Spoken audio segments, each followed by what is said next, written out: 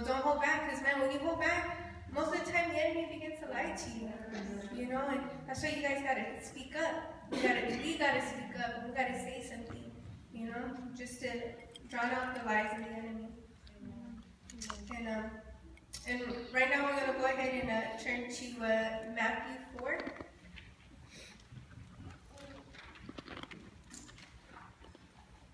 And we're going to go ahead and start reading verse 1.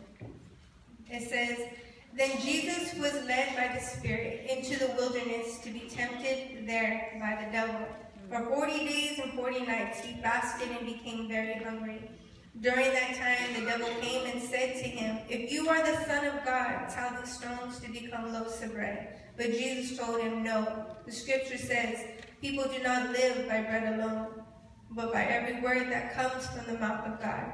Then the devil took him to the holy city, Jerusalem, to the highest point of the temple, and said, 'If you are the Son of God, jump off. For the scripture says, he will order his angels to protect you, and they will hold you up with their hands, so you won't even hurt your foot on a stone.' Jesus responded, 'The scripture also says, you must not test the Lord your God.'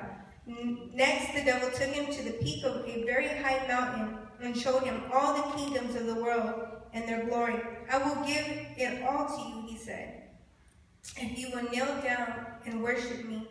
'Get out of here, Satan,' Jesus told him, 'for the scripture says you must worship the Lord your God and serve only him.' The devil went away, and the angels came and took care of Jesus."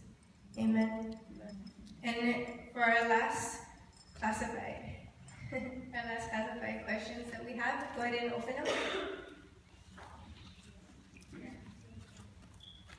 And go ahead and talk about it amongst yourselves.